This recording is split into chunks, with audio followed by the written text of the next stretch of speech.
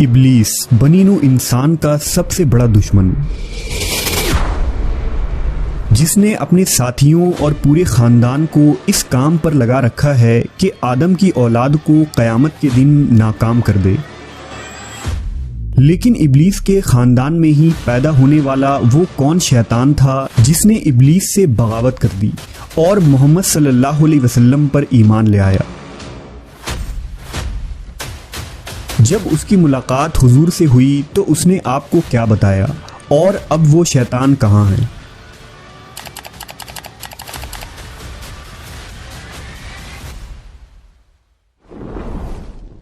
اللہ تبارک و تعالیٰ نے انسان کو مٹی اور جنات کو آگ سے پیدا فرمایا۔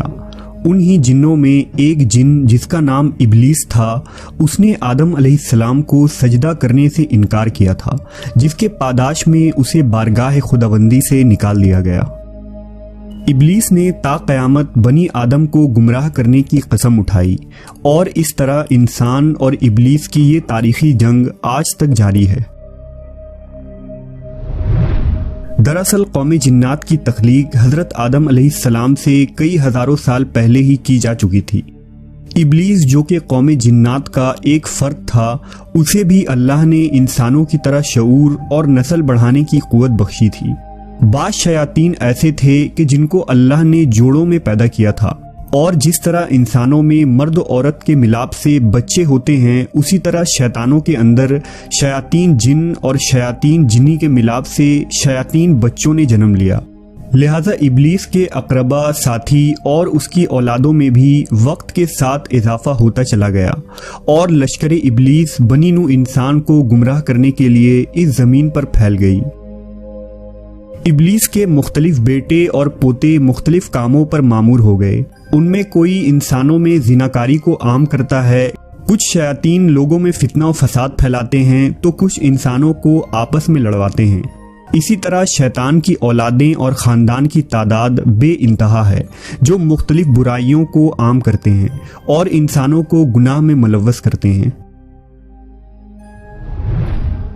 لیکن ابلیس کے ان تمام بیٹوں، پوتوں اور خاندان میں ایک شیطان ایسا بھی ہے جس نے اپنے جد امجد ابلیس سے بغاوت کی تھی اور گمراہی کے اس راستے کو چھوڑ کر راہ حق پر گامزن ہوا تھا۔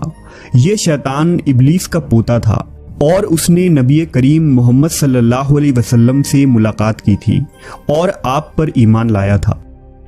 اس متعلق احادیث اور تاریخ کی مختلف کتابوں میں ایک مشہور واقعہ بیان ہوا ہے، جو کچھ یوں ہے۔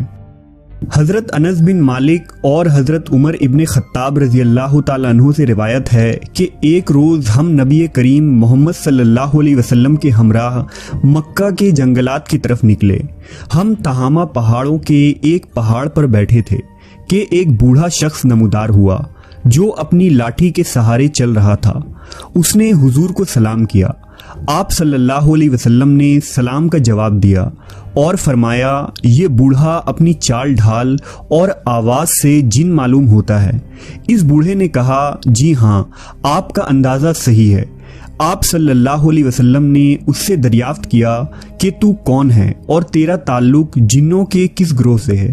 اس نے کہا، میرا نام حامہ ہے، میں ہیم کا بیٹا ہوں جو لاقیس کا بیٹا ہے، اور لاقیس ابلیس کا بیٹا ہے۔ اس پر نبی صلی اللہ علیہ وسلم نے فرمایا، گویا تیرے اور ابلیس کے درمیان صرف 2 پشتوں کا فاصلہ ہے۔ اس نے کہا، ہاں، آپ نے درست کہا۔ پھر آپ صلی اللہ علیہ وسلم نے اس سے دریافت کیا کہ تیری عمر کتنی ہے؟ اس نے کہا، یا رسول اللہ، جتنی عمر اس دنیا کی ہے اتنی ہی میری عمر ہے، یا شاید اس سے کچھ کم ہوگی۔ جن دنوں قابیل نے حابیل کو قتل کیا تھا، اس وقت میں بچہ تھا اور میری عمر چند برس کی تھی، مگر بات سمجھتا تھا، پہاڑوں میں دوڑتا پھرتا تھا، لوگوں کا کھانا اور غلہ چوری کر لیا کرتا تھا، اور لوگوں کے دلوں میں وسوسے بھی ڈال لیتا تھا کہ وہ اپنے عزیز و اقربا سے بدسلوکی کریں۔ اس پر حضور نے فرمایا، یہ تو بہت برا عمل ہے۔ اس نے حضور سے کہا، مجھے ملامت نہ فرمائیے، کیونکہ میں ان لوگوں میں سے ہوں جو حضرت نوح علیہ السلام پر ایمان لائے تھے اور ان کے ہاتھوں توبہ کر لی تھی اور دعوت دین کے کام میں ان کی مدد کی تھی۔ یہاں تک کہ میں 1 سال تک حضرت نوح کے ساتھ ان کے مسجد میں رہا ہوں۔ میں نے ابراہیم علیہ السلام سے بھی ملاقات کی ہے، اور جس وقت ابراہیم کو آگ میں ڈالا جا رہا تھا اس وقت میں بھی ان کے ساتھ تھا۔ میں حضرت یعقوب اور یوسف علیہ السلام کی صحبتوں میں بھی رہ چکا ہوں، اور جب یوسف علیہ السلام کو ان کے بھائی کنویں میں ڈال رہے تھے تو میں بھی ان کے ساتھ تھا، اور یوسف علیہ السلام سے پہلے ہی اس کنویں میں پہنچ گیا تھا۔ میں حضرت موسیٰ علیہ السلام سے بھی مل چکا ہوں اور ان سے توریت سیکھی ہے، اور جب میری ملاقات حضرت عیسیٰ سے ہوئی تو میں نے موسیٰ علیہ السلام کا سلام ان تک پہنچایا تھا۔ حضرت عیسیٰ علیہ السلام نے مجھے انجیل سکھایا تھا، اور اے نبیوں کے سردار حضرت عیسیٰ علیہ السلام نے فرمایا تھا کہ اگر تم محمد الرسول اللہ سے ملاقات کرو تو میرا سلام ان کو پہنچانا۔ چنانچہ میں اس امانت سے سبکدوش ہونے کے لیے آپ کی خدمت میں حاضر ہوا ہوں، اور عیسیٰ علیہ السلام کا سلام آپ کی خدمت میں پیش کرتا ہوں۔ نبی صلی اللہ علیہ وسلم نے فرمایا، عیسیٰ پر سلام ہو، اور اے حامہ امانت پہنچانے کی وجہ سے تجھ پر بھی سلام ہو۔ پھر حامہ نے کہا، اللہ کی قسم میں بہت شرمندہ ہوں، اور میں اللہ کی پناہ مانگتا ہوں اس بات سے کہ میں کافر رہوں۔ پھر اس نے کہا کہ میں آپ پر ایمان لاتا ہوں۔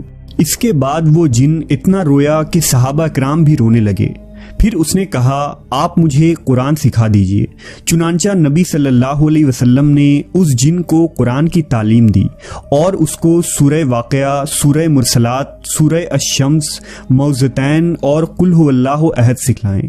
پھر آپ صلی اللہ علیہ وسلم نے اس سے فرمایا، اے حامہ جب کبھی بھی تمہیں کوئی حاجت ہو تو پھر میرے پاس آ جانا، اور ہم سے ملاقات نہ چھوڑنا۔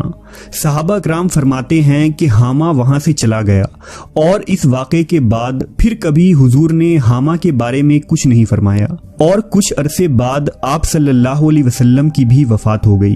اللہ ہی بہتر جانتا ہے کہ اب حامہ زندہ بھی ہے یا مر گیا۔ ایک روایت میں حضرت عائشہ رضی اللہ تعالی عنہا سے منقول ہے کہ رسول اللہ صلی اللہ علیہ وسلم نے فرمایا، حامہ جنت میں ہے۔ بلا شبہ اللہ جسے چاہتا ہے ہدایت دیتا ہے۔ ہدایت اور نور ہر اس مخلوق کے دل میں سما سکتی ہے جو اپنے گناہوں سے توبہ کرے اور حق کو قبول کر لے، خواہ وہ خدائی کے دعوے دار فرعون کے گھر میں رہنے والی بی بی آسیہ